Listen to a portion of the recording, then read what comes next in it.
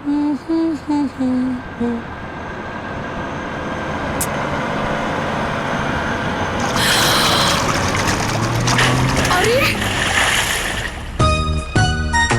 ए पागल!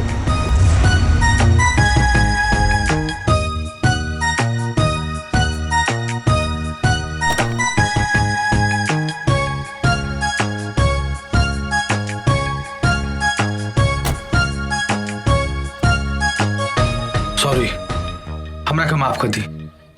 हमरा से गलती हो गई। का गलती से हमार पूरा कपड़ा खराब कर देला।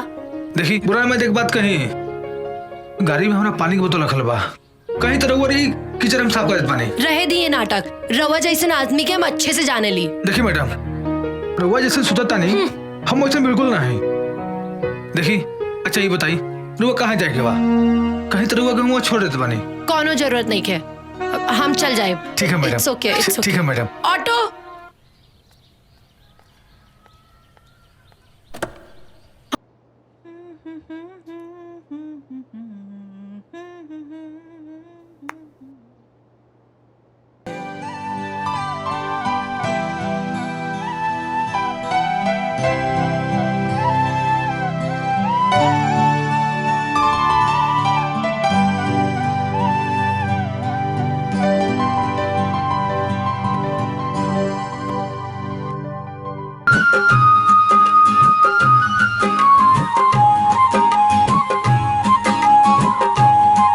सच में ई गली के मासूम बच्चन से तो हम परेशान हो गए बानी।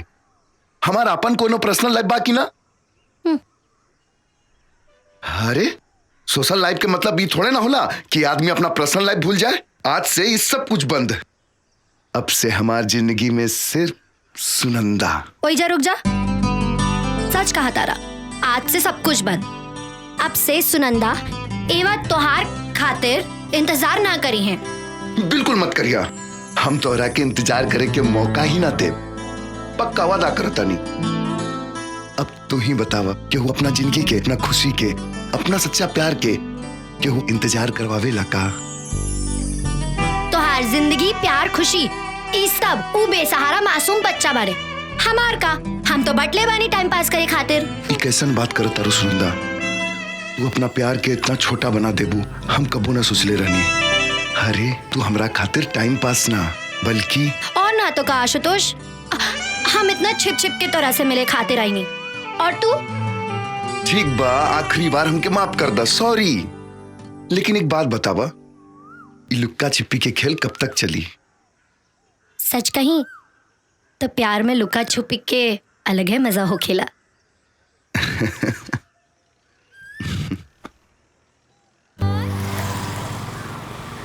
देखो आशुतोष, इस बार तो तुमको मैंने बख्श दिया, अगली बार ऐसा किया तो छोड़ूंगी नहीं।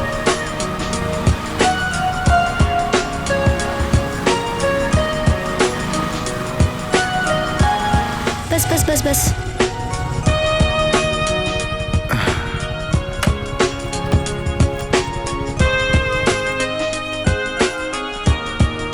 सच कहीं सुनंदा तो तोहरा के छोड़ के जाए के मन न कर रहल बा।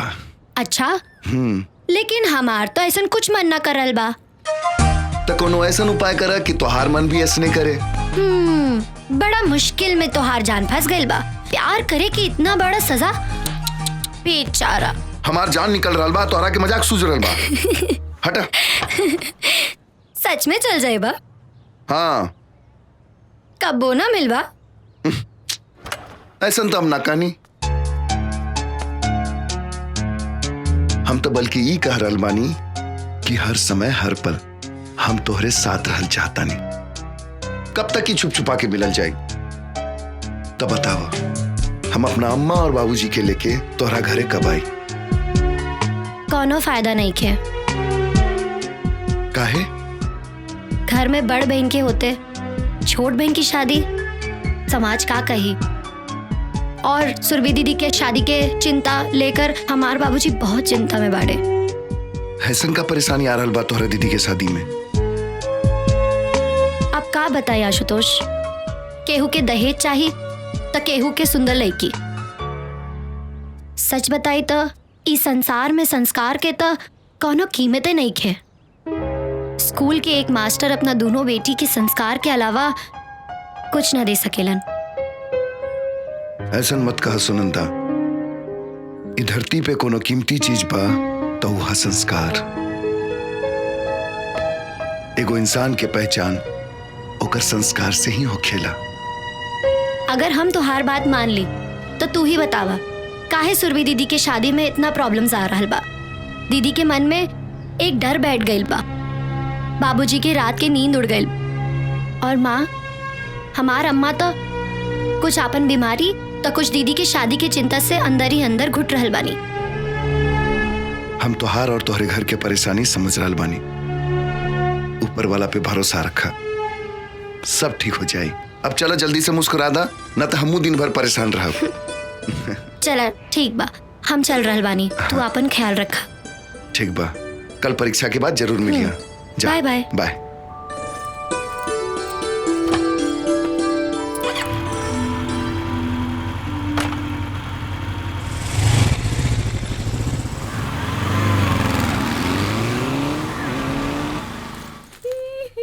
ए रश्मि, अरे सुनंदा, आ गईलू तू? कब से हम तोहार राह देखत रहनी ना। ई सब का बा रश्मि? इतना लइकन के फोटो? हम तो आग बंद करके अपन जीवन साथी ढूंढ रहल बानी। मतलब ई कि ई सब फोटो हमार होखे वाला जीवन साथी के बा। बस उंगली रख के हमके फाइनल करे के बा कि हम इनमें से केकरा के दुल्हन बनब। सच? बस उंगली रख के तोहार शादी फिक्स हो जाए? हाँ, काहे की केकरा में हिम्मत बा कि हमरे भाई के बात के मना करे।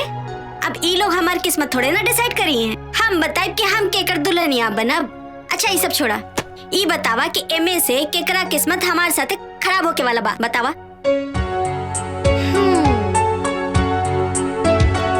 वाह रश्मि, भाग्य हो तो तोहरा जैसन। हमहू भगवान से प्रार्थना करब कि अगले जन्म में हमहू के कोनो बाहुबली के बहन या बेटी बनाए के भेज। पगली।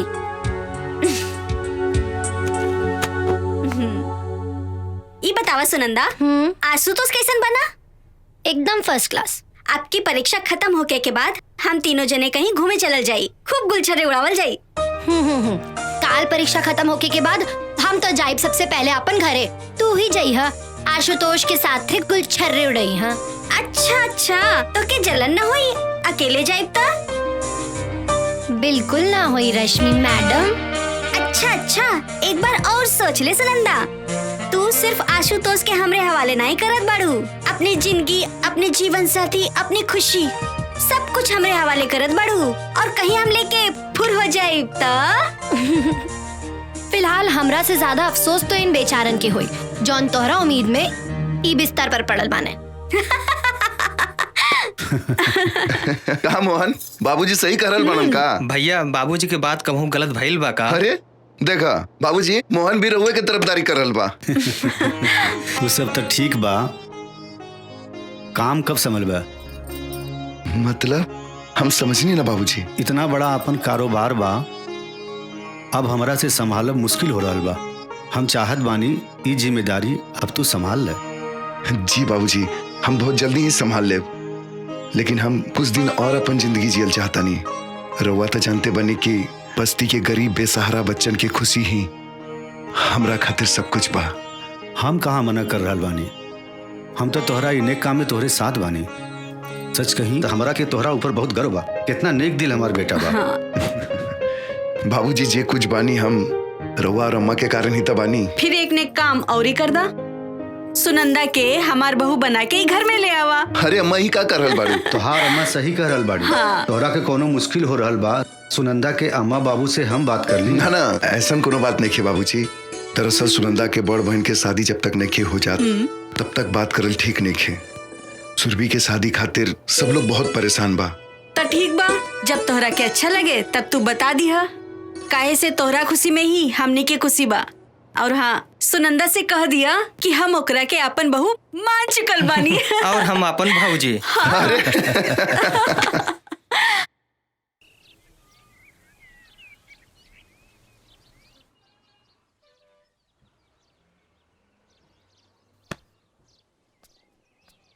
हाँ गेलू, इतना देरी कहाँ रह गेल रहलू?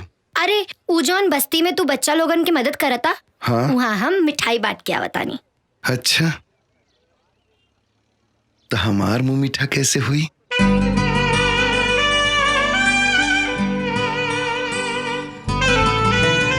देखा, तू जौन मुंह मीठा करे के सोच रहल बाड़ू ना, हमार इरादा उ नइखे। अच्छा, हम समझाई कि हम कहा समझ रहल बानी। देखा, जौन तू करल चाहता रू उ सब शादी के बाद होखेला। हाँ, हाँ तो शादी से पहले का होखेला? सिर्फ मुंह मीठा। चला आवा, मुंह मीठा करा देता नहीं। अरे छोड़ बेशरम, एगो लड़की होके लेका के छड़े लू।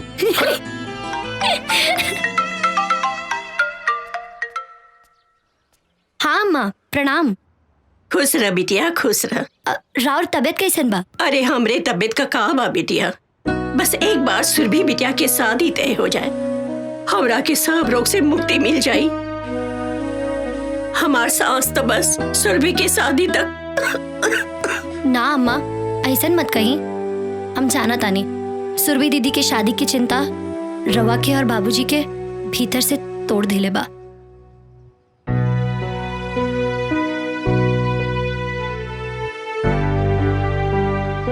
अच्छा सुना, आज ना सुरभि के देखे खातिर लड़का और उनकर अम्मा आ रहल बानी।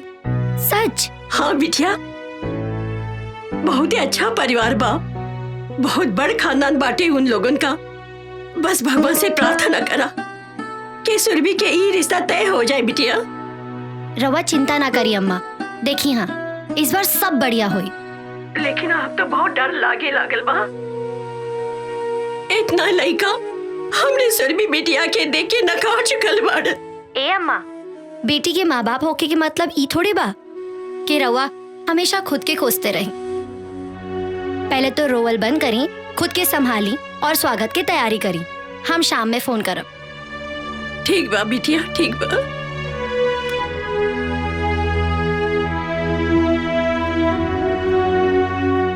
कमाल बा, अम्मा के तो बड़का बड़का ज्ञान देते रहलू कि बेटी के माई बाप होके के मतलब ई थोड़े ना होखे। आशुतोष, तू ना समझ रहल बाड़ा। हमार बाबूजी के ई हालत बा कि उनकरा के सुरभि दीदी के खातिर कौनो लइका मिल जाए। टूट चुकल बाड़े हमार बाबूजी बिल्कुल। हे सुनंदा, अगर तू ऐसे हिम्मत हार जेबू तो कैसे काम चली? अच्छा सुना, अगर तुहार दीदी के रिश्ता तय हो गेल तो हमरा के का देबू? अरे हम सच कर रहल बानी, तुहार दीदी के रिश्ता तय हो जाई और ये आशुतोष के भविष्यवाणी बा। अब बतावा दक्षिणा में का मिली? अगर ऐसन हो गई तो जौन मांगबा ऊ दे दे। पक्का? चला चला।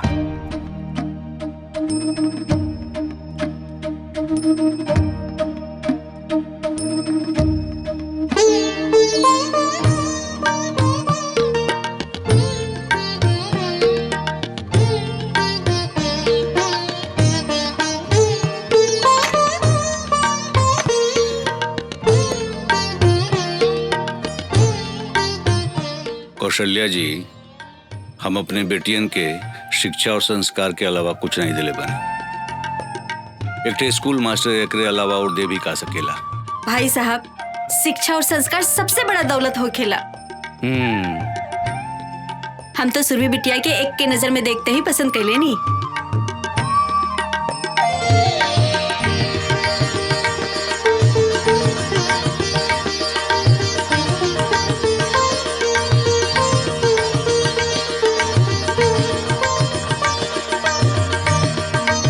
बहन जी, रहुआ हमरा सुरभि के बहू बना के ना हमने के नया जीवन देहले बानी। हमने के पास जवन कुछ बा सब प्रेम बेटा के ही बा। ना बहन जी, दहेज की बात ना करी। भगवान के दिहल हमरे पास सब कुछ बा। कमी बात है सुरभि जैसन बहू के। अब इनकरा के जल्दी जल्दी हमरे हवाले कर दी।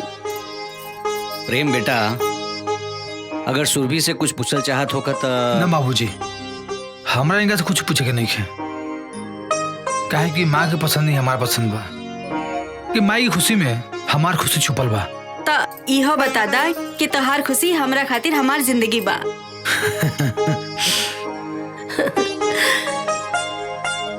भाई साहब, प्रेम ही हमार सब कुछ बाड़े।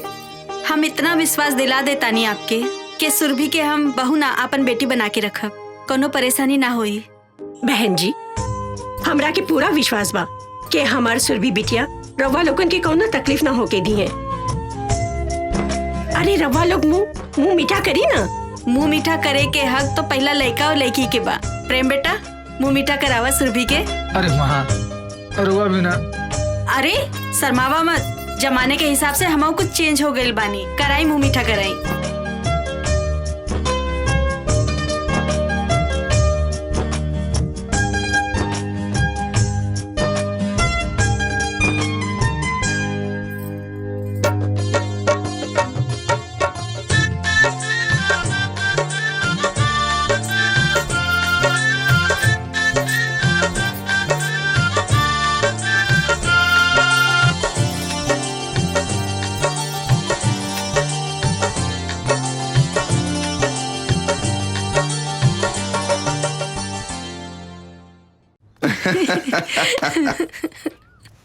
सच में आज पूरा दिन तोरा साथे गुजार के बहुत अच्छा लगल।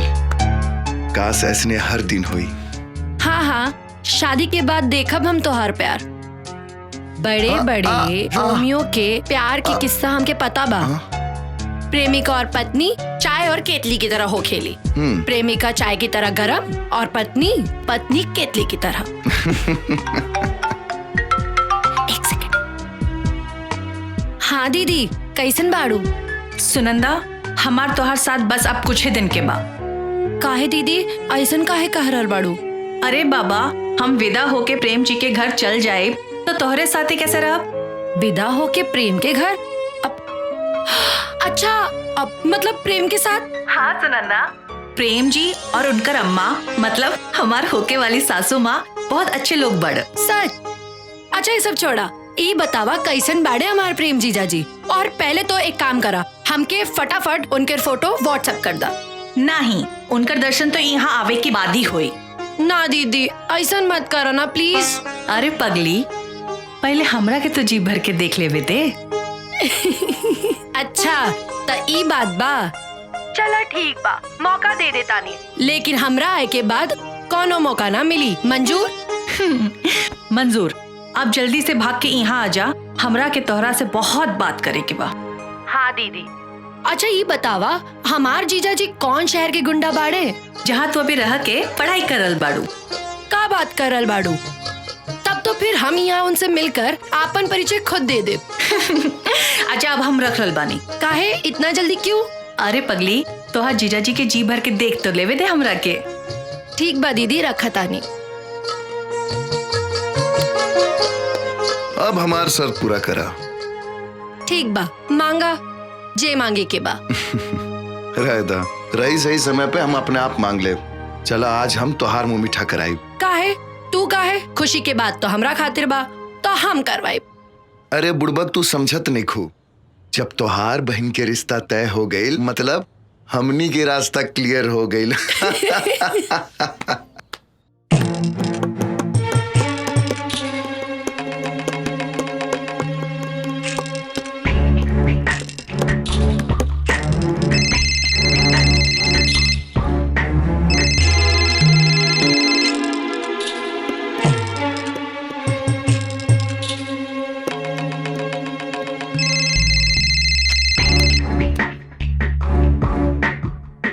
हेलो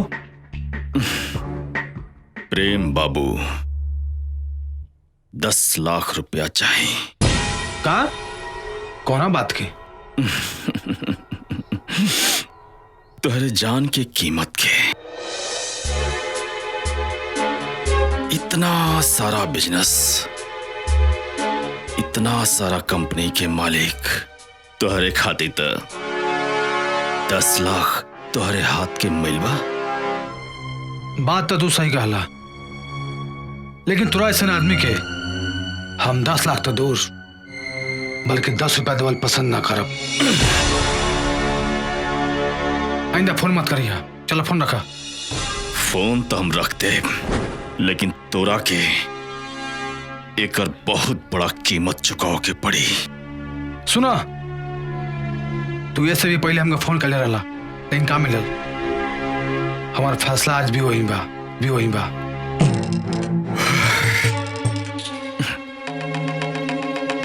तो ठीक बा, फोन हम काट देते नहीं और आगे समय पर ही छोड़ते नहीं। प्रेम बाबू,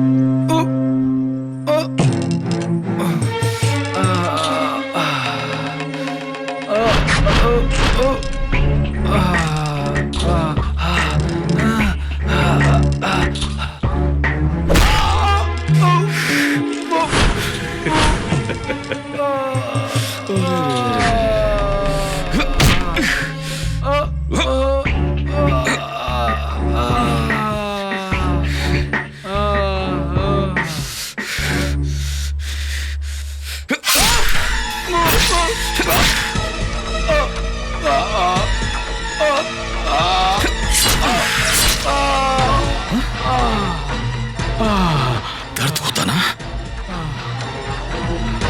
दर्द होता ना तुझे?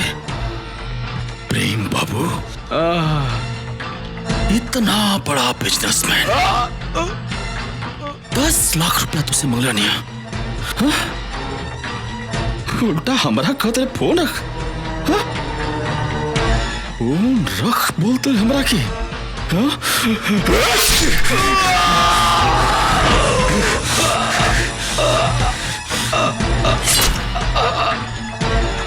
देख कितना भारी पड़ल तुके, हमरा के फोन रखे की बोला,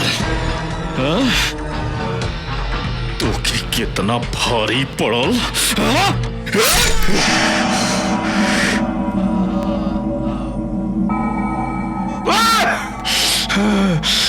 अपने आप के मत समझा था, धोखा से बाहर करके तू बात थोड़ा जिंदगी पर कुत्ता।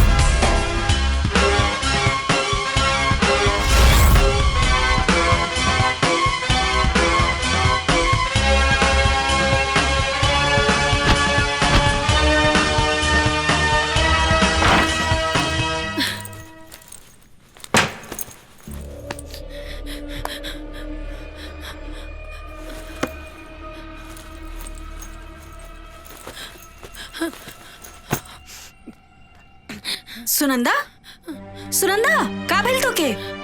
का हमरा बचला, सुनंदा, हमरा बचला। अरे का भेल तो के? हमरा बचला। के ऊ हमरो भी मार दी। के मार दी तो के? हमरा बचला। अरे सुनंदा, कुछ बताइबो हमके। ऊ सुनंदा, जे उनकरा के हमरा के भी मार दी। अरे के मार दी तो के? कुछ बताइबो हमके। अरे काहे परेशान बाड़ू? सुनंदा, सुनंदा, अरे अबे आशुतोष के कॉल करत है।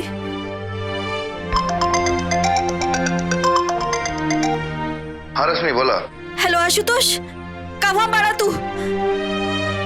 तू जल्दी से आजा, सुनंदा बहुत परेशान बाड़ी, तू जल्दी से आवा। अच्छा ठीक बात, तू घबरा मत, हम जल्दी आवत नहीं। सुनंदा, सुनंदा, सुनंदा, का भेल तो के? रश्मि बचाला हमरा के। सुनंदा, सुनंदा, का भेल सुनंदा? काहे घबरा रहल बाड़ू? हाँ का भेल बताबो। मार दी। उजे सुबह हमरा पे कीचड़ फेंकलस। कुछ कालस का? हमरा आगे के सामने उनके रख के एक बदमाश मार दे और सबूत का मिटावे खातिर हमरो मार दी। कुछ ना होई तोरा, हम तोरा साथ बानी सुनंदा, अपना आप के संभाला, कुछ ना होई, कुछ ना होई।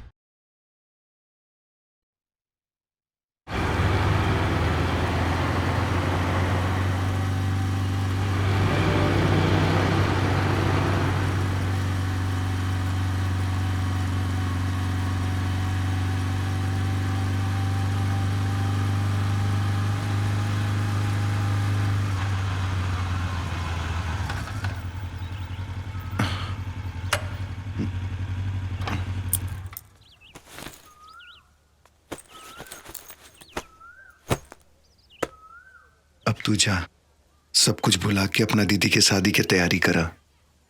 और सुना, अपना ख्याल रखिया, अगर तोहरा के कुछ हो गए तो हम। परेशान मत हो, हम आपन ख्याल रखब, बाकी हम तोहरा के अपना घरे भी ना ले जा सके नी। अरे ये सब फालतू बात के बारे में मत सोचा, वैसे भी तोहरा दीदी के शादी के बाद अम्मा बाबूजी तोहरा घरे आई हैं। बस इस शुभ घड़ी के खूब बढ़िया से एंजॉय करा। एक बात के ध्यान रखिया, अपना तरफ से केहू के भी शिकायत के मौका मत दिया। ठीक बा, हम खूब एंजॉय करब और शादी के हर एक पल के जिए के कोशिश करब। बस अब खुश? ठीक बा, हम चला तनिया। ठीक है, संभल के जाइए। हाँ।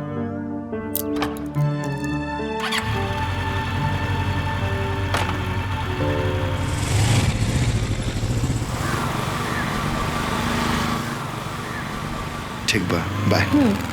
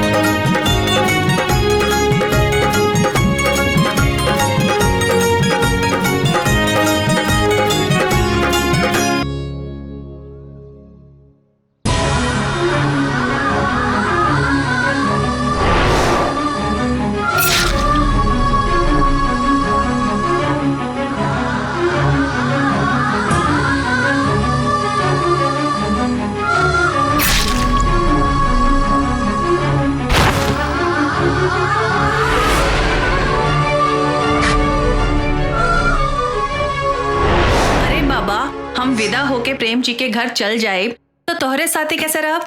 विदा होके प्रेम के घर? अब अच्छा, अब मतलब प्रेम के साथ? हाँ सुनंदा, प्रेम जी और उनकर अम्मा मतलब हमार होके वाली सासू माँ बहुत अच्छे लोग बड़।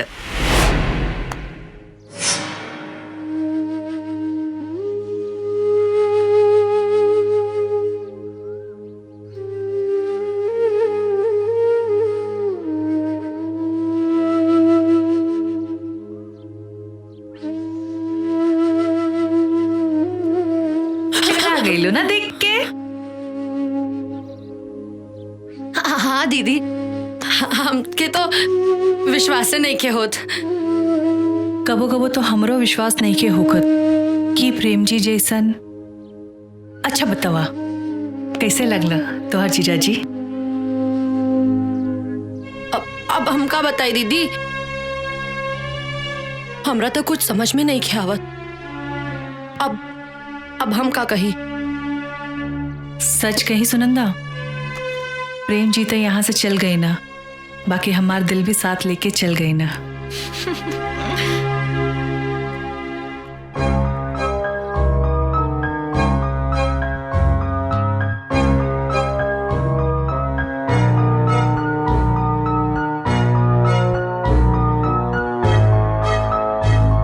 हे प्रभु, ई का हो गई?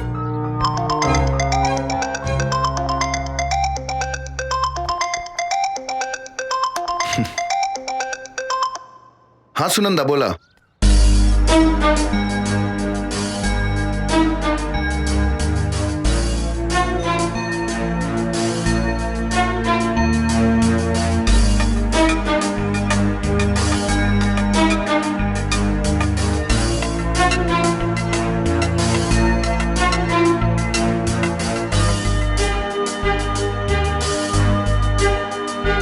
तू ये बात अपना दीदी के बतौलू हो कि ना?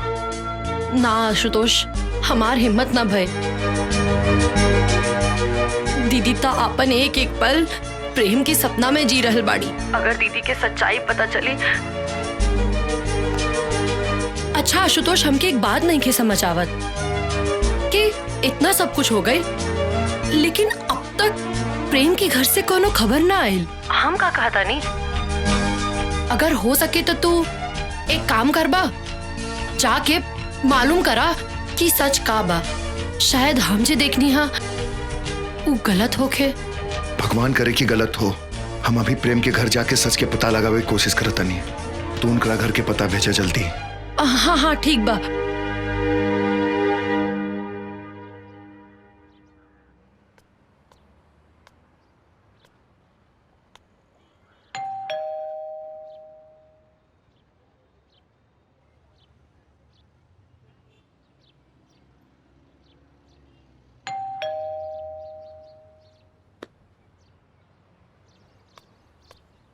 भाई एक मिनट। जी भैया। प्रेम बाबू के घर ये है ना? हाँ भैया ये बा। तो घर में केहू नहीं खे का? ना भैया, घर में केहू नहीं खे। कहाँ गए सब लोग? प्रेम के परिवार में उनके अम्मा के सिवा दूसर केहू नहीं खे भैया। तो अम्मा जी कहाँ बनी? इकलौता बेटा के मौत के उनकरा के इतना गहरा सदमा भइल की बेचारी एक बिस्तर पर सिमट के रह गईली। हॉस्पिटल में जिंदगी और मौत के बीच लड़ रहल बानी।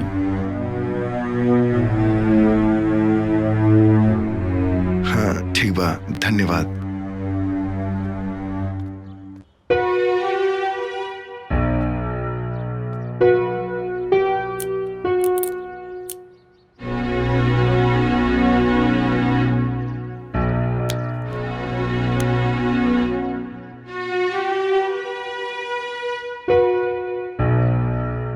हेलो सुनंदा। हेलो। हम प्रेम के घर गए रहनी।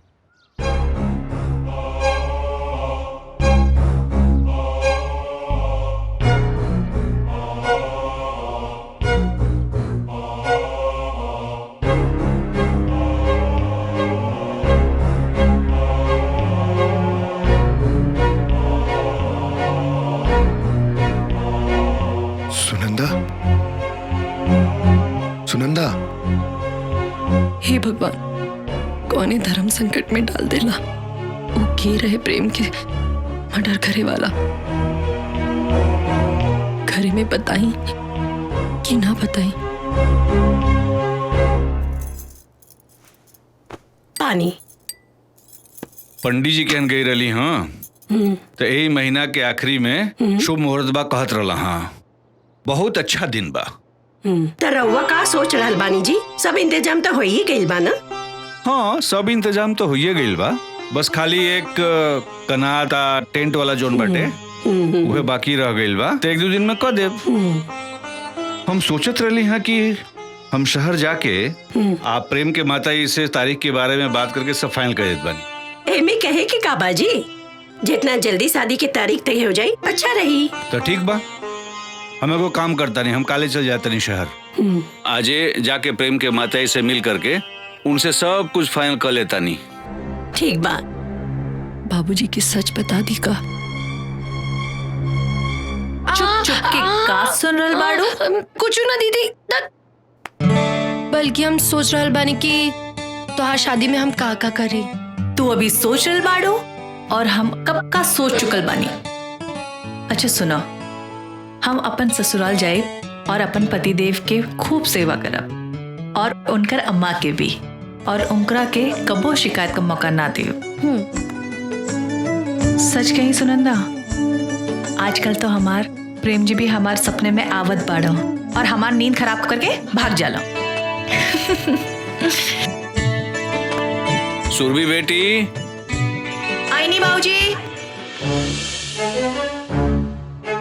हमार ए समय सच बतावल ठीक ना होई। दीदी कितना खुश बाड़ी।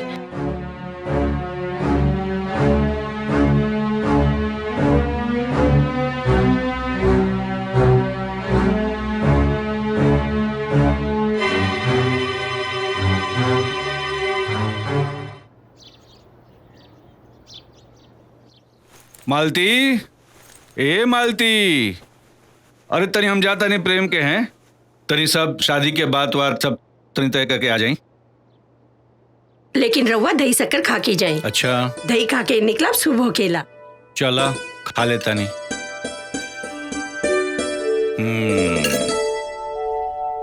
बाबूजी, हाँ रास्ते में खाए के कुछ सामान बा, याद से खा ले। चला ठीक बा। अब दीदी हम बानी ना बाबूजी के साथ में, अब तब बाबूजी के कोनो बहाना ना चले दे। बाबूजी हमके कॉलेज में कुछ काम बा, तो हम सोचनी है रौरा साथे चल के हम अपन भी काम निपटा ले और इहे बहाने अपना होके वाले जीजू से भी परिचय ले ले। ई बात बा। मालती देखा, अब तो और कुल टेंशन खत्म हो गई ना। चलो सुनंदा, चल जाओ, चला चला।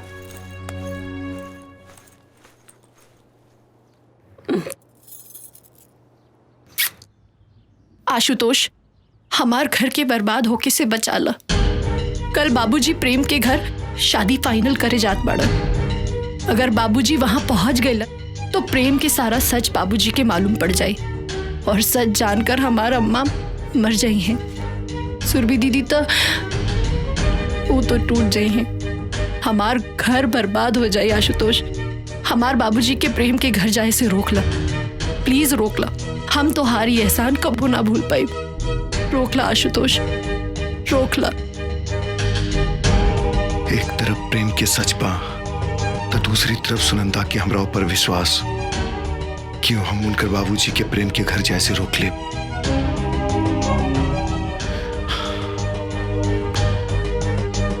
हम उनकर घर बर्बाद हुए से रोक ले, लेकिन कैसे?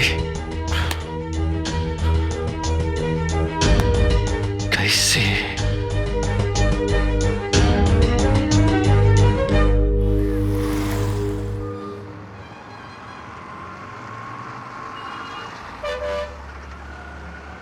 बाबूजी, हमरा बहुत भूख लागल बा। चला ला ना, देखा अम्मा का दिले बानी, खा ला। ना माँ बाबूजी, आज घर के ना, आज चली कहीं बाहर खाइल जाए। लेकिन बेटा बहुत देरी हो जाई, समझल कर बात के। अच्छा चली चाय ही पी लिया जाए। बेटा बहुत देर हो जाइए, वो काम कर जाओ। प्रेम के घरे चले के उनका अम्मा जो चाय वाय बना के दिया वो पी लिया। ठीक बा ना? ठीक बा। हाँ चला। हे भगवान, चला आ गई।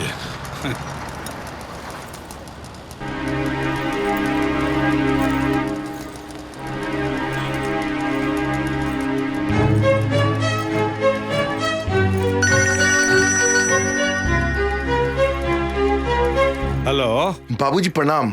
हम प्रेम बोल रहल बानी। प्रणाम प्रणाम प्रणाम। खुश रह बेटा, खुश रह। बाबूजी हम और अम्मा कुल देवता की पूजा करे खातिर गांव आइल बानी। अच्छा, हम तो बेटा तोरे घरे आए रही हैं, तोरा घर के सामने खड़ा बानी। वो शादी का तारीख तय करे करल है ना? अरे तो बाबूजी रोवा खुद कर ली ना, हम अम्मा के बता दे। लेकिन बेटा हम चाहत रही कि तोरे अम्मा से एक बार। अरे बाबूजी अम्मा बुरा ना मानिए, बल्कि वो खुद कहत रहनी है कि अपना खुद के मुताबिक शादी की तारीख तय कर ली। ठीक बा बेटा, तो हम शादी का तैयारी शुरू कर देता नहीं। ठीक बा ना? गलती हमरे से हो गई। हमके बाद जौन तो फोन का के आवे के चाहत रहला। अरे कोनो बात ना बाबूजी, अपन ख्याल रखिया। प्रणाम। खुश रह बेटा, खुश रह।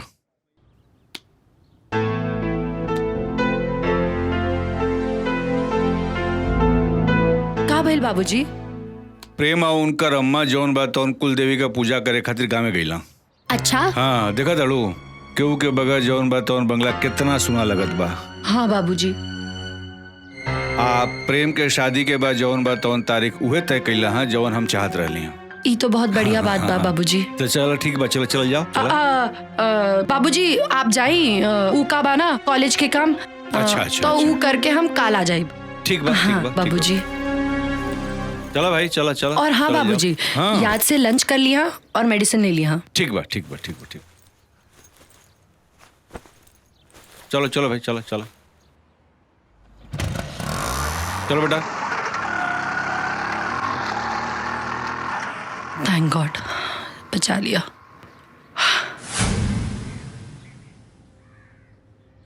हाँ, हमरा के माफ करता सुनंदा।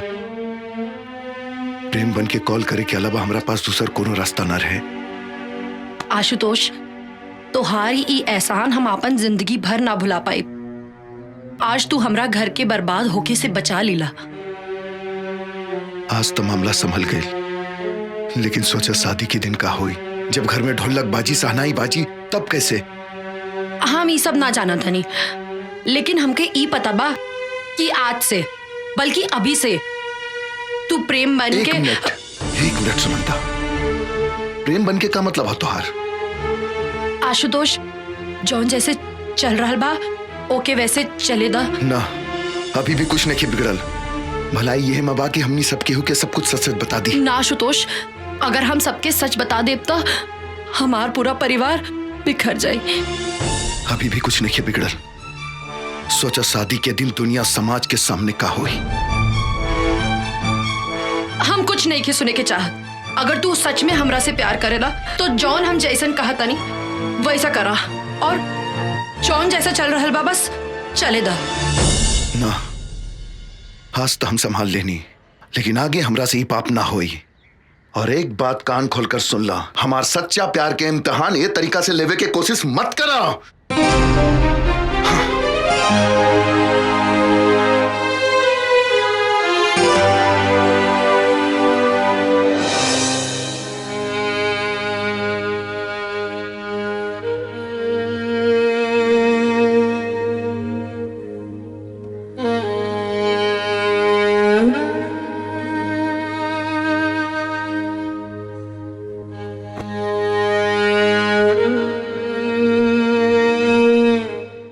ये साड़ी तोरे पे बहुत सुंदर लगी।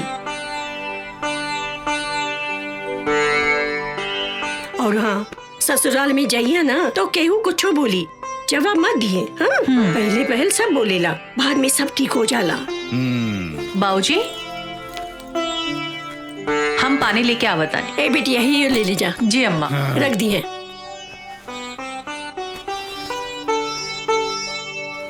हाँ जी। सच कहीं मालती, सुरभि हमार बहुत भाग्यशाली बा। इतना बढ़िया लड़का बहुत पुण्य से मिलेला। अच्छा, ऐसा का कह देली जमाई बाबूजी? अरे करिहा का, तारीख तय करे गई रही। हाँ तो का कहला कि रुए तय कर दी तारीख। हाँ। हाँ। अच्छा। हाँ। और ही का कहलन जमाई बाबू और संबंध जी? कहीं का तारीख तय हो गई। सुरभि, का भइल बिटिया? कुछ नहीं अम्मा, आ रहल बानी। अच्छा, और ही कुछ ना बोले नहीं है संबंध जी? अरे समधन जी से मुलाकात हुई तब न कुछ कही। हाँ। रवा जमाई बापू घरे गई तो रहली ना? बाबूजी पानी पी ले दो, सब कुछ इत्मीनान से हम बताओ तनी।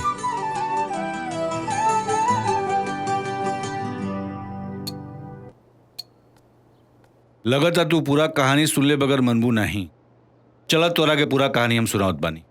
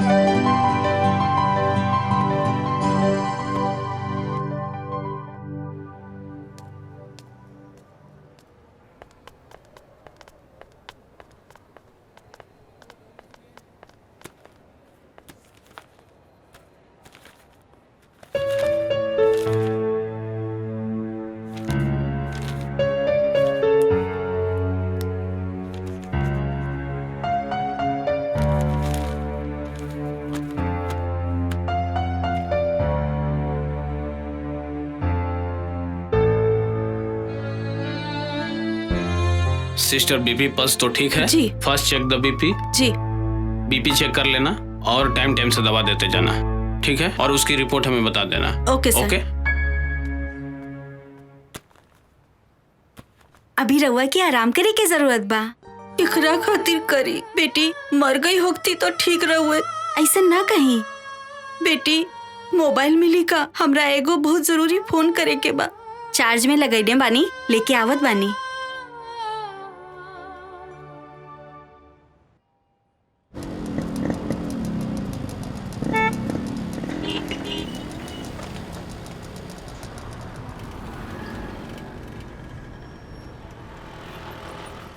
गुप्ता जी 25 तारीख के हमारे सुरभि बिटिया का शादी बा, लेकिन एक दिन पहले हमारे दरवाजा पर शहनाई बजे के चाहिए। मास्टर साहब आप चिंता ना करी, सुरभि हमारे बहन के समान बाड़ी। हम ऐसा इंतजाम करब कि लोग देखत रह जाइए। एक मिनट रुक जाए। हेलो, कौशल्या बोला तानी। नमस्कार समधिन जी। कैसन समधिन? केकर समधिन? तहार मनहूस बेटी के कदम पड़ते ही हमार बेटा के खा गईली।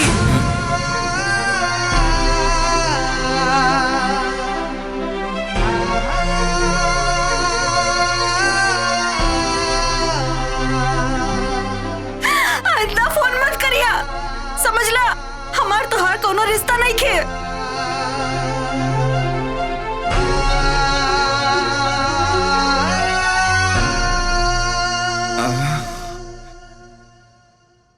आई देखा ना कितना बढ़िया झुमका बन के आइल बा। तोरा दीदी के ऊपर अच्छा लगी? बहुत अच्छा लगी। चूड़ियों बढ़िया बा। देखा सब अच्छा बा। अरे का हो गई? बस कुछ हो ना माँ। तोहार सुरभि दीदी चल जी है ना, तू ही तो हमरे पास रहबो ना। हमकी सुरभि दीदी के खूब खूब याद आई।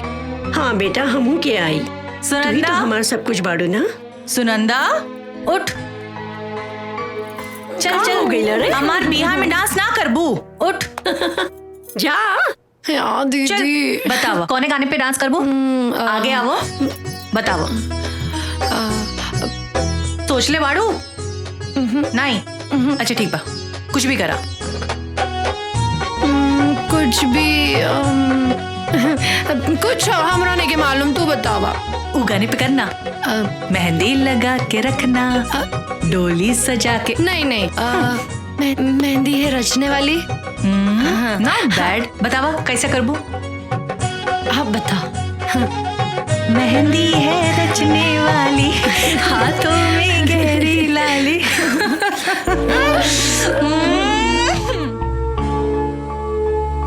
अरे नहीं नहीं, सुनंदा सुनंदा सुनंदा, रुक रुक रुक रुक। अरे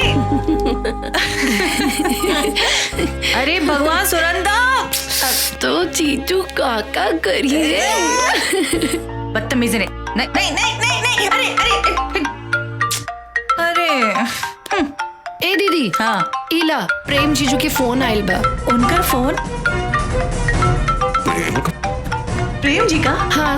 हमार खातिर? हाँ।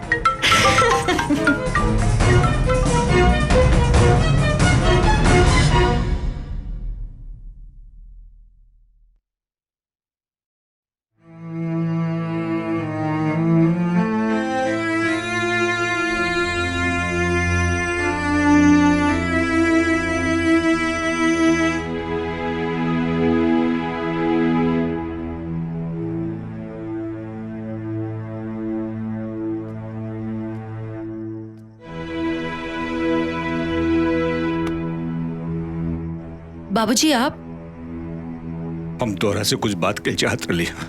कहीं ना। का सच में प्रेम का फोन आए रहे? हाँ बाबूजी, काहे रवा के ऐसन काहे लग रहल बा कि आज प्रेम के अम्मा का फोन आए रहे। प्रेम का सच जाने के बाद भी तू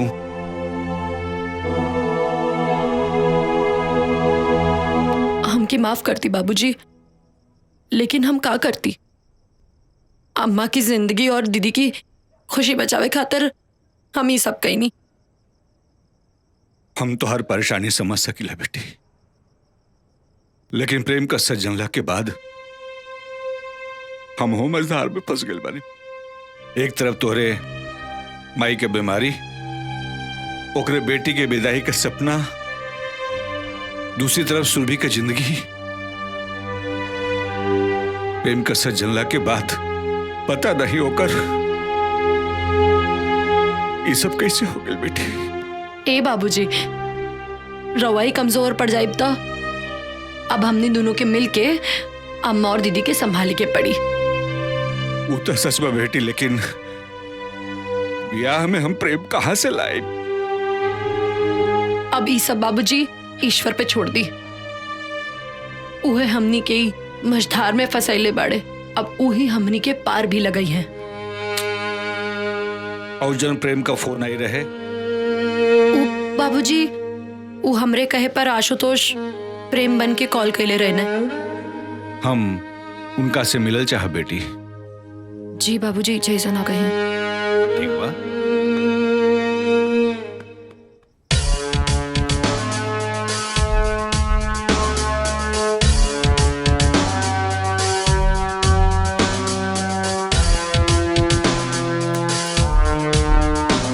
सर, एगो सुनंदा नाम के लड़की के आईडी मिलल बा।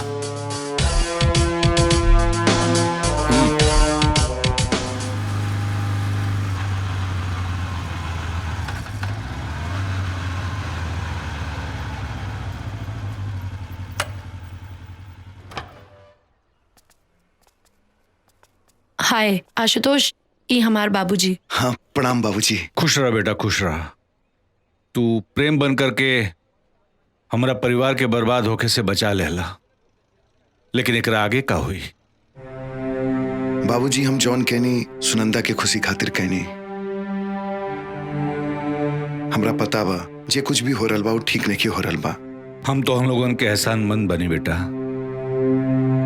तो हम लोगन अपन खुशी के दाव पर लगाकर मालती और सुरभि के खुशी देवे के कोशिश करत बड़ा। एक बाप अपना एक बेटी का खुशी छीन करके दूसरा बेटी के कैसे। लेकिन बाबूजी,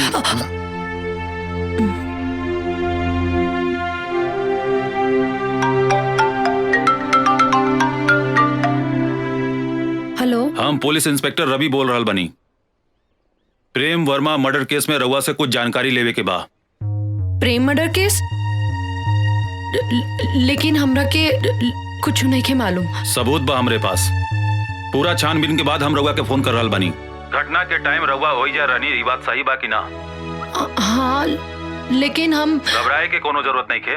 हम कहनी ना, पूरा छानबीन करे के बाद हम रउआ के फोन कईनी। बस हमरा के कातिल के बारे में रउआ से कुछ जानकारी लेवे के बा। अगर रउआ यहाँ आ जाए तो ठीक बा, ना तो हमरा के राउर घरे आवे के पड़ी। ना ना, हम आ जाए। ठीक बा। बाबूजी, हाँ, एकरा से पहले कि पुलिस यहाँ आ जाए और सबके सामने आ जाए, हमरा के जाए के पड़ी पुलिस स्टेशन।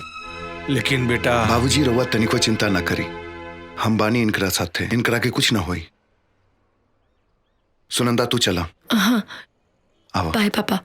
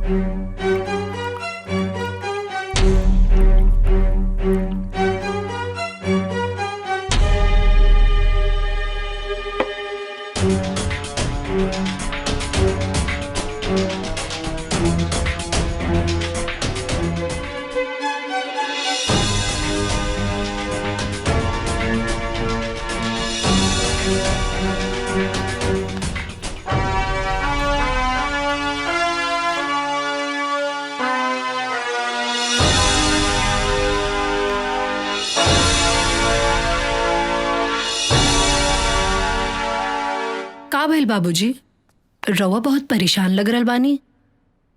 अरे प्रेम का दोस्त आयल बा ना शादी में मदद करे खातिर।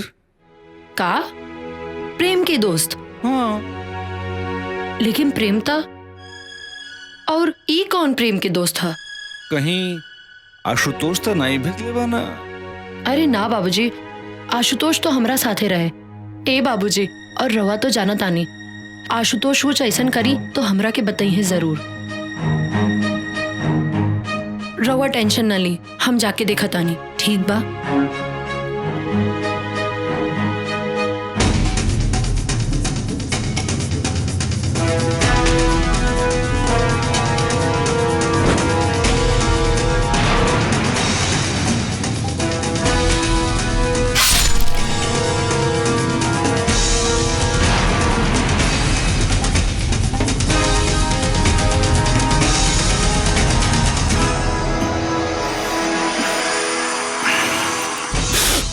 तू आ गलू, बड़ा सही टाइम पाइल वालू। हम तो मुंह मीठा कवल बनी, तू कला तू एजा परेशान मत होगा। अभी हम साली तक बने जा, आराम से मिल बैठ के बात कर ले जाई।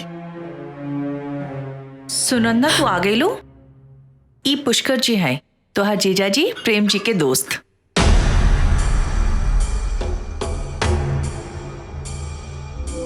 तोहार जीजा जी इंकरा के स्पेशली हमनी के मदद करने खातिर भेजले बाना।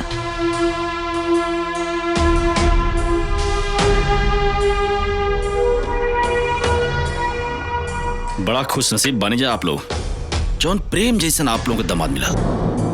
लाखों में एक बा हमार दोस्त। अरे खड़ा क्या बनी, आई बैठी, साथ में नाश्ता कर लिया। हाँ सुनंदा बैठा। ना दीदी, हम बहुत थक गइल बानी, और फिर पुष्कर जी तो शादी तक यहाँ रही हैं, तो खूब बातचीत हुई।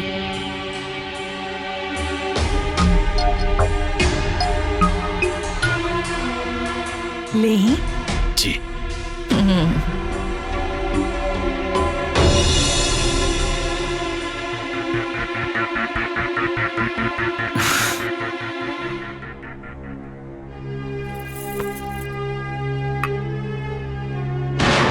ई पुष्कर जी हैं, तोहार जीजा जी प्रेम जी के दोस्त। अरे सुनंदा बिटिया, पुष्कर जी से का बात भइल है? हाँ माँ, खूब बात भइल। प्रेम जीजा के खूब तारीफ करत रहे। हाँ ता दामाद जी तारीफ करे के लायक बटले बाना। आज के जमाना में इतना सुंदर केहू होला का? सही कह रहल बालू मलती, लेकिन तई जा कर के उनका के चाय वाय हाल चाल पूछ ले। तू देखा जमात एक भी नाराज हो जाए चली, लेकिन दमाद का दोस्त नाराज नहीं होके के चाहिए। ई कुल तो रुआ के ध्यान रखे के चाहिए, कहीं कुछ ऊंच नीच हो गई तो खाए पिए का ध्यान तोहरा न रखे के चाहिए, हम ही कुल ध्यान रखब। देखी बड़ी मुश्किल से सुरभि बिटिया के इतना अच्छा रिश्ता मिलल बा। अरे हम तो उम्मीदें छोड़ देले रहली, लेकिन ये घर में फिर से खुशी के दिन आइल बा। अब हम कौनो सब कुछ तो हम ही करीला ना, फिर भी तू ही ध्यान रखा, तू ही ध्यान रखा तो ठीक बा, हम ही कुल ध्यान रखब।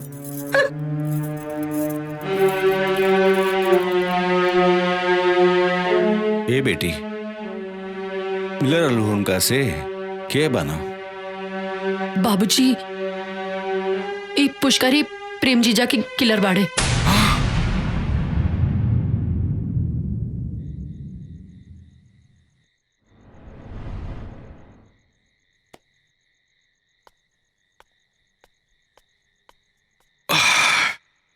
अकेले कहाँ बैठे बालू? यहाँ आवे के पीछे तोहार मकसद का बा? प्यासा कुएं के पास क्यों जाता है? मतलब हमरा सब कुछ पता बा। देखो ना, तोहार अम्मा बाबूजी शादी का सपना देखा तलो, और तोहार बहन सुरभि तो सब ख्वाब बुन रहा बिया। हमरा समझ में नहीं आवत वो प्रेम खाती, हाँ? जौनी प्रेम के मार दिल बनी, वो प्रेम से शादी करे खाती। परेशान बानी हम। मुंह बंद करा अपन।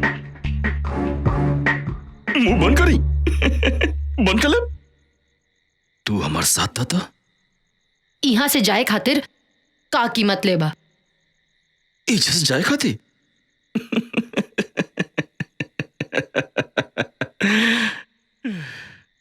बड़ा सोच समझ के आयल बनी हम। जब तू पुलिस स्टेशन में हमारे खिलाफ कंप्लेंट के लिए बोलो, वो पुलिस से बचे खाती। ऐसे बढ़िया जगह तो हमरा की कहीं और ना मिली। अच्छा ही बतावा, प्रेम की काहे मार दिला? बस 10 लाख रुपए खाते। हाँ? कई बार मांगनी उसे, ना बोल रस। हमारा गुस्सा आ गई, दिमाग हमारा ठनक गई, मार देनी बहुत आसान बाना। जाना तारा, एक प्रेम की मौत से कितना घर, कितनी जिंदगी दांव पे लग गई बा। इस सब से हमरा कोनो मतलब नहीं है। और हाँ, हमरे जैसे आदमी के इस शोभा भी ना दिला।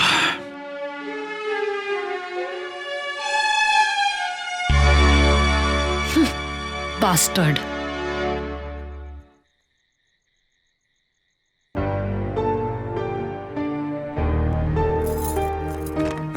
प्रणाम पप्पा जी, प्रणाम बुआ जी।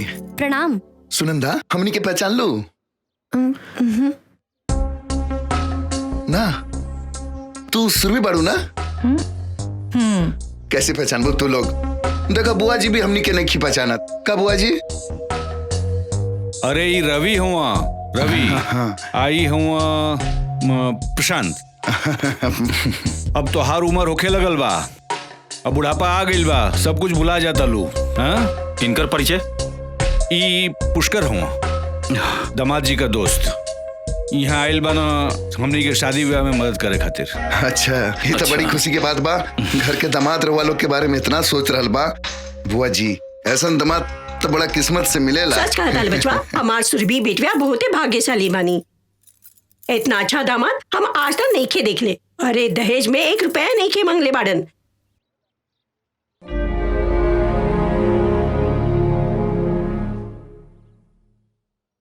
अरे सुरभि बिटिया, ये हम लोग के चाय वाय पिएबू? हैं? जा तन चाय वाय लेकर के आवा।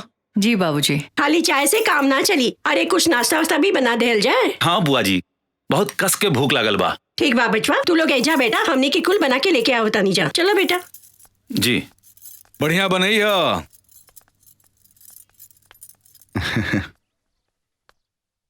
और पुष्कर बाबू बताएं प्रेम जी के बारे में, उनकर पसंद, उनकर नापसंद, ताकि शादी ब्याह में कोई तरह की दिक्कत ना हो सके।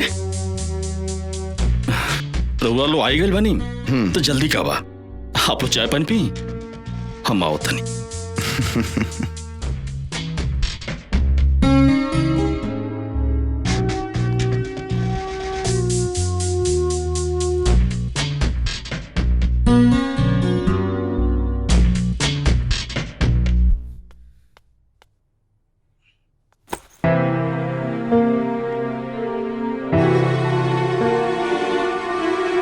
अचानक ही दूगो रिश्तेदार आधा मकना, ये सचमुच रिश्तेदार हवा या सुनंदा का कोनो चाल बाटे।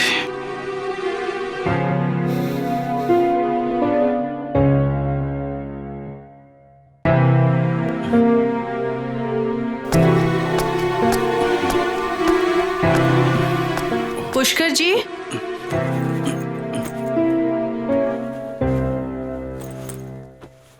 ई का आपन सामान पैक करल बानी? सुरभि हम जाता नहीं, तोहरे यहाँ रिश्तेदार लोग आइल बाटे, यही से हमार रहल यहाँ ठीक नहीं है। अरे नहीं, प्रेम जी स्पेशली रहुआ के ई काम खातिर भेजले बानी ना। सुरभि तू टेंशन मतलब, प्रेम के हम समझा ले, और अब यहाँ हमार रुकल ठीक नहीं है। कोनो बात जरूर बा, केहू कुछ कहलस का? अरे नहीं नहीं, केहू कुछ ना कहा, लेकिन हम नहीं चाहत कि हमारे वजह से कोनो समस्या होके। कुछ ना होई, हमरा के बताई। सुनंदा ई नहीं चाहत कि हम यहाँ रहें।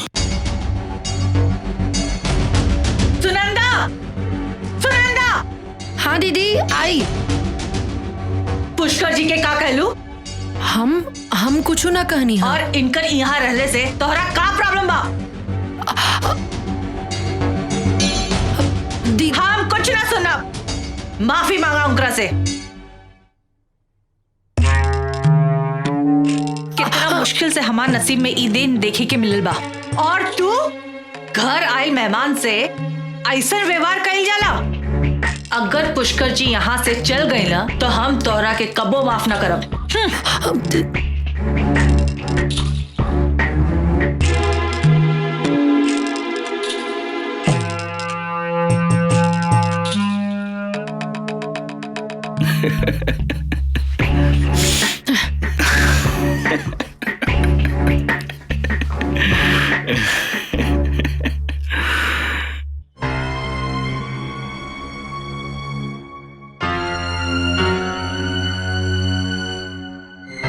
इंस्पेक्टर साहब, हमरा सुरभि या सुनंदा के जिंदगी खतरा में बा। पता नहीं पुष्कर कोने खतरनाक इरादा से यहाँ आइल बा। ओकर जिंदगी बचा ले इंस्पेक्टर साहब। रउआ हाथ मत जोड़ी, हम विश्वास दिला रहल बानी कि सुरभि और सुनंदा के कुछ न होके देव। और रहल बात प्रेम के सच्चाई के, तो ये कहल बड़ा मुश्किल बा कि जे दिन मालती जी और सुरभि के सच पता चली वो दिन का हुई। चिंता तो यह बात के है इंस्पेक्टर साहब, बार बार कोनो अनहोनी के आशंका हमनी के सच बतावे से रोक रहल बा। लेकिन कब तक आशुतोष? एक ना एक दिन मालती जी और सुरभि के पता तो चलबे न करी। लगता कि हमनी के अभी पुष्कर के ऊपर फोकस करे के चाहिए। एक तरफ सुनंदा के जान खतरा में है और दूसर तरफ सुरभि। सबूत मिटावे खातिर सुनंदा के जान भी ले सकेला। ना आशुतोष, हमारा रहते ऐसा ना होई। हम मानता इंस्पेक्टर साहब, लेकिन जानता नहीं वो पुष्कर जौन बा तो सुरभि के सुनंदा के खिलाफ भड़का रहल बा, दोनों बहन के बीच में दीवार खड़ा कर रहल बा। त करे दी, ओकरा के अपना मकसद में कामयाब होके दी, और दोनों बहन के दुश्मनी उनकरा के उलझा के रखी, बुझली? और उनकरा के ऐसा लगे के चाहिए कि वो अपने मकसद में कामयाब हो रहल बने। लेकिन इस सबसे हमनी का फायदा होई आशुतोष? उनकर ध्यान सुनंदा और सुरभि के बीच दीवार खड़ा करे में लागल रही, और हमनी के उनकरा खिलाफ जाल बिछावे में लागल रहा। बाकी एकर खबर उनकरा के ना चले। तो इंस्पेक्टर साहब, आप ये बताइए आपका आगे का प्लानिंग बा? पुलिस के टीम टेंट वाला और हलवाई बन के कबो एजा आ सकेला। बस रउआ लोग के बड़ा इत्मीनान और कायदे से काम लेवे के पड़ी उनकरा से, और पुष्कर के शक न होके। ठीक बा, जैसन रउआ चाहता नहीं वैसने होई। गुड। ली चाय पी। का रउआ भी वजीर बादशाह में उलझा रहेला? वजीर बादशाह में ना उलझल रहिला, हम अपना बेटा आशुतोष के बारे में उलझल रहिला। तो हमरा के बता दी, हम ओकरा से मौका देख के उलझल रहा। हमरा के मालूम बा कि हमारा चाल पे वो कौन चाल चली है, हमारा कौन बात पे वो तकरार करी है। ई शतरंज के बिसात पर मोहरा ना, ई हमार आशुतोष बाणे। हमरा के तो हमेशा सुनंदा के माँ बाबूजी के चिंता लागल रहेला। बेटी का बाप इतना मजबूर रहेला? तू गलत कर रहल बाड़ू शांति। सदानंद जी से हम मिलल नहीं खे, लेकिन उनकरा बारे में हमरा के मालूम बा। बिटियन के पाल पोस के बड़ा करे वाला बाप कभी कमजोर नहीं हो सकेला। सच कहीं कमजोर हमनी के बानी जा। अपने बेटा के बारे में सोचत रहेले, बेटी के पाल पोस के बड़ा करब, ओकरा शादी बियाह करे का सौभाग्य सब कर के नहीं मिले। सच कह रहल बानी रहुआ, कन्यादान के सौभाग्य किस्मत वाले माँ बाप के मिलेला।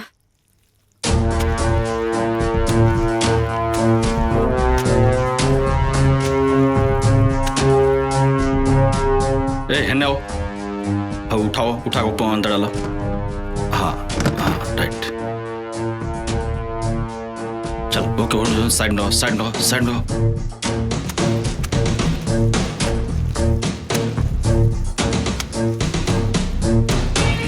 हाँ ऊपर ऊपर बनाओ के मजबूत करो।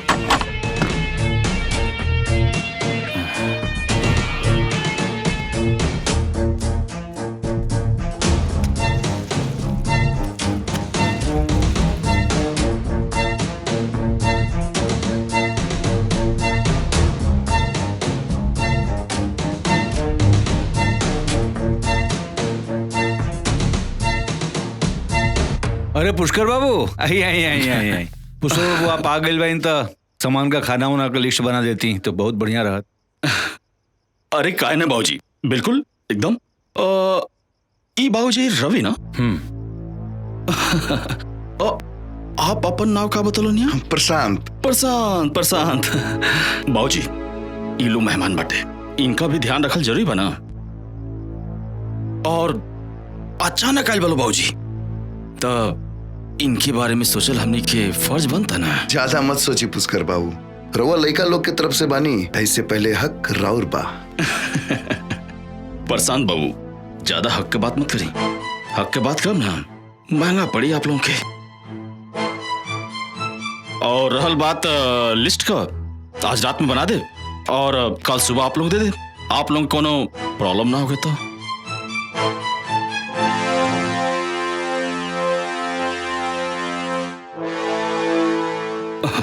अरे इतना सोचले का बात बा, आप लोग कहीं तो अब लिस्ट बना दी।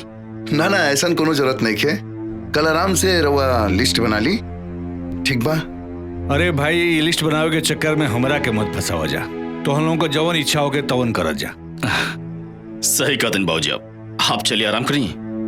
और रहल बात, हमने के सब देख लिया जाइए। आई चले। ठीक बा, अच्छा चलो तन। हमरा कुछ गड़बड़ लग रहा बा। पुष्कर के ऊपर नजर रखा, ओकरा दिमाग में कुछ तो चल रहा बा। आशुतोष, तू ओकर चिंता मत करा। फिर भी आज की रात पुष्कर खातिर इम्तिहान की रात हुई, और हमनी के खातिर भी।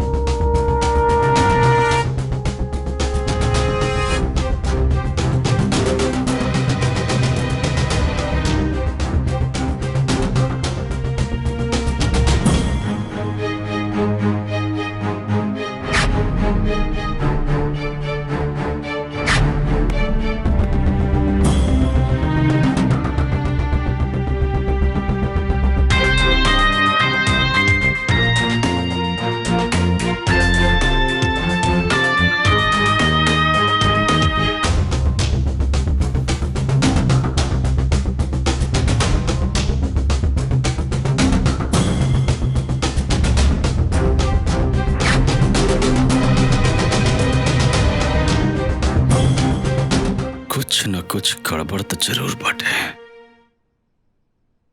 जवन सुनंदा और प्रशांत एक दूसरे के पहचाने से इनकार करते सा, अब चोरी चोरी चुपके चुपके बात करता सा।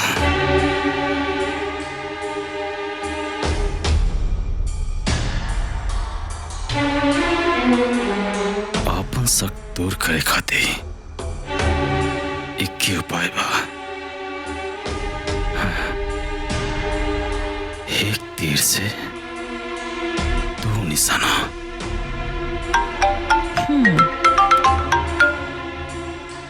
हेलो, आप?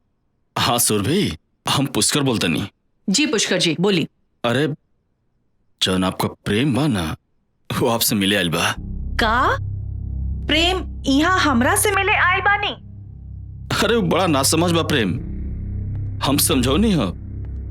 कहा जाने कौन जादू आप कर दिले बानी। जादू तो वो हमरा ऊपर कर दिले बाना। देखा ना कमाले बा, यहाँ तू बेकरार बालू और वहां ऊ ससुरा बेकरार बा। सॉरी, तोहरे प्रेम के हम ससुरा कहनिया तो के बुरा तो ना लागल है ना? ससुरा कहे के हक रहुआ के बा, लेकिन हमार तय काम करा, तू फटाक से जा, चल के उससे मिलके खुदे बात कर लिया। कहवा? वह मंदिर के पीछे। इतना रात में? अरे हम समझाओ नहीं होकर के, लेकिन जान तू क्या कहा था? हम इतना दूर से सुरभि से मिले आ सके नहीं रात में, और सुरभि हमसे मिले ना आ सकेली। तू तो जानता लो, ओकर विश्वास कहीं टूट गए तब कुछ भी हो सकेला। ना ना ऐसा ना कही, हम चले खाते तैयार बानी, लेकिन घर के लोग पूछी तो हम का कहब? सच में आप एकदम भोली भाली बानी। अच्छा एक बात बताई, आधी रात में प्यार मोहब्बत की बात कर खाती कि वो अपने घर वालों के बता के भला जला। अरे एक काम करी, चुपचाप आप घर से निकले और रास्ता में हम आपसे मिलब।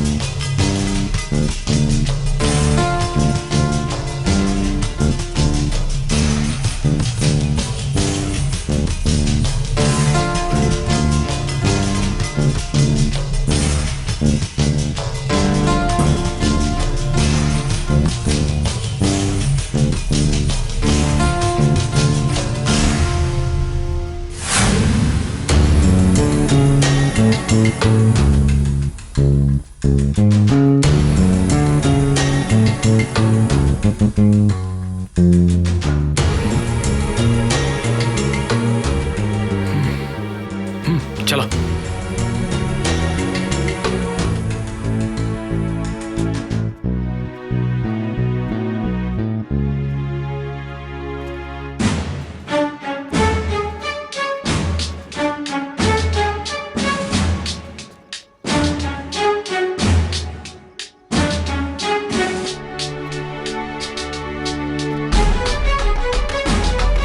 इधर आओ।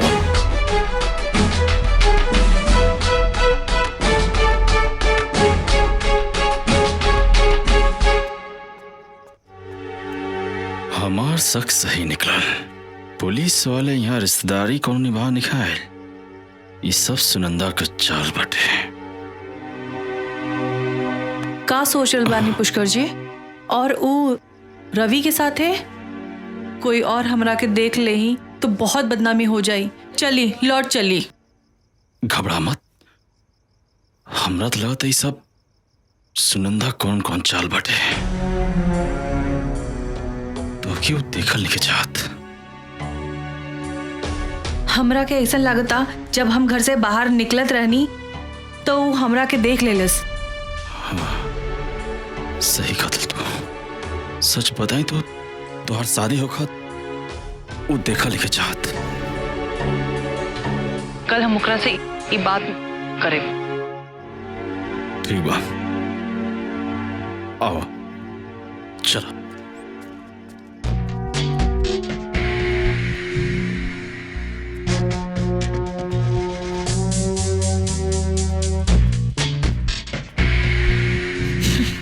हमरा लग रहा बा कि रउआ गलत जगह लेकर आई बानी। प्रेम जी तो वो मंदिर के पास। गलत जगह ना, बिल्कुल सही जगह लेकर बानी। सुरभि जी हमको समझ नहीं ना, प्रेम जी कहाँ बानी? प्रेम प्रेम प्रेम प्रेम प्रेम प्रेम प्रेम के तो मार देनी। हाँ हाँ अपने हाथों से। और तोरा नहीं खेलना तो अपने बहन से पूछ ला, और ओकरे भी बात यकीन ना होके ना तो अपने पिताजी सदानंद से पूछ ला। और रहा बात सुरभि से, जवन काम प्रेम करित ना, अब वो काम हम करब।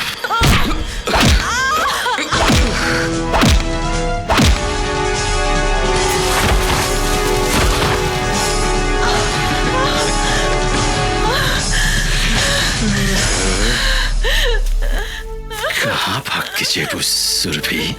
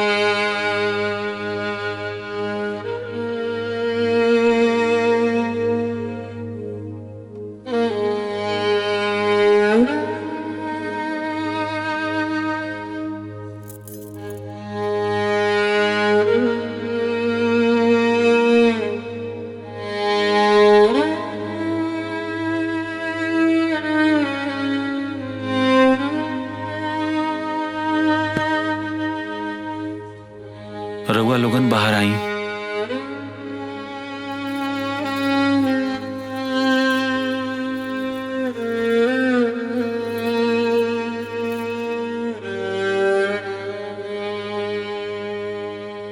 सुरभि के कोनो बात के सदमा लगल बा। सदमा? कौना बात की सदमा डॉक्टर साहब? अरे उनका शादी हो गया वाला बा और ये बात के तो रउआ लोगन के पता लगावे के पड़ी।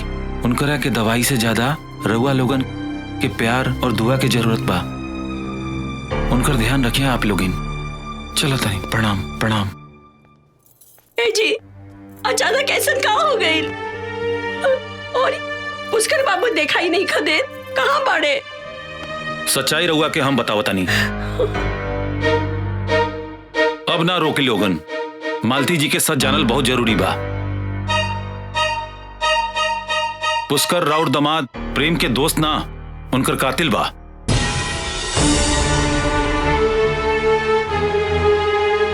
राउर दमाद प्रेम तो मर चुकल बाणे। अम्मा, मालती संभाल अपना के, संभाल अपना के। मालती संभाल अपना के, मालती संभाल अपना के, संभाला संभाला। बाकी मालती जी रउआ चिंता ना करी। अगर रउआ लोग चाहो तो सुरभि के शादी जरूर होई। हम करब सुरभि से शादी।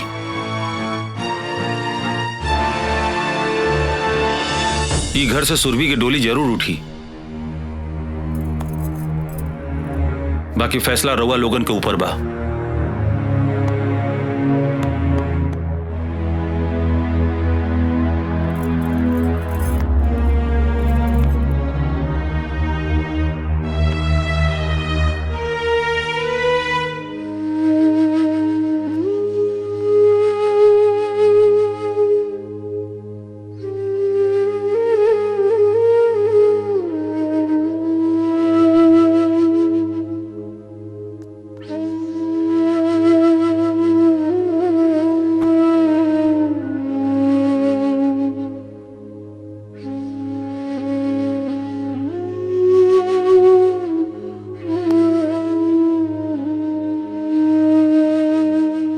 हमरे दीदी के हाथ में मेहंदी कितना सुंदर लागी ना। मेहंदी खूब सजी। वो दिन तो हम खूब नाचब। लेकिन ऐसा तब हुई जब तोहार दीदी रवि से शादी करे खातिर तैयार हो जाई हैं। तैयार काहे ना हुई है? अरे दरोगा जैसा पति सबके नसीब में थोड़ी ना होला। और वैसे भी रवि और सुरभि दीदी की जोड़ी खूब सजी है ना आशुतोष? बिल्कुल खूब सजी। लेकिन तब जब सुरभि चाहिए। कुछ बोला ना दीदी। हम समझा तानी कि रवा प्रेम के अपना दिलो दिमाग में बसा चुकल बानी। लेकिन इस सच्चाई बा कि प्रेम अब इस दुनिया में नहीं खे और होनी के टाल सकेला। बोला ना दीदी। रवि एगो अच्छा लड़का बा सुरभि। कम से कम अपना अम्मा बाबूजी के बारे में सोचा। रवि के स्वीकार करला, इहे में घर के भलाई है। जा यहाँ से।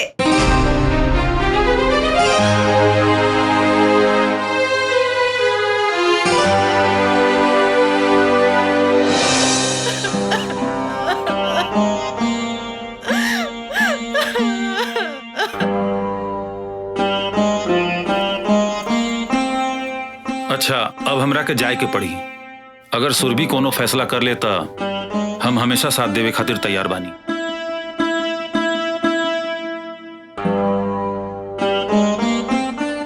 बेटा तुम्हारी एहसान हम जिंदगी भर ना भूल पाए। अरे ना बाबूजी, रघुआ ऐसा मत बोली।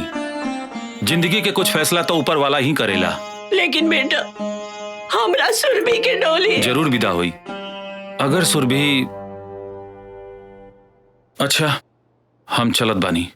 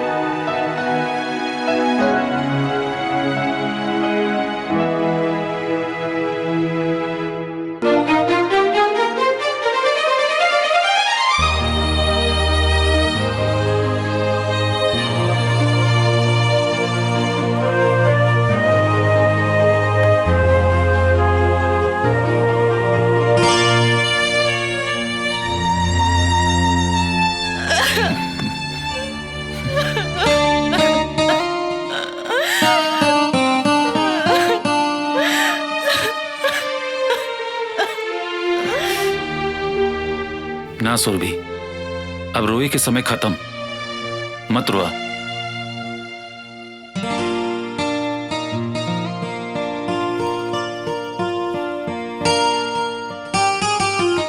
ये आशुतोष बाड़े। अरे सुनंदा के अब तोहरा के जितना आशीर्वाद देवे का बानू इनकरा के दा। काहे के जाना तारू, तोरा घर के खुशी, तुम्हारी इज्जत और सुनंदा के प्यार और हमरे जिंदगी में नई खुशी सब इनकर देन बा। हम तो हर आसान कैसे हम जे कुछ भी कहनी सुनंदा के प्यार और खुशी खातिर कहनी। एक बहन के दूसरा बहन खातिर प्यार और त्याग देखकर इस समझ में आ गेल की धरती पर सबसे खूबसूरत कुछ बा तो प्यार के डोर बा। एक इंसान के भीतर दूसरा इंसान खातिर अपनापन महसूस करावेला। तो सुनंदा के प्यार के खातिर एगो काम और कर दी। कल ई घर से एक डोली ना 2 डोली विदा होके के चाहिए। अगर रउआ तैयार बानी तो हम रवि जी के साथ।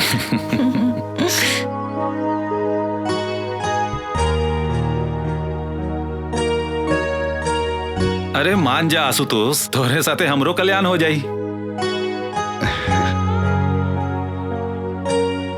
का करी सोचब का सोचबू।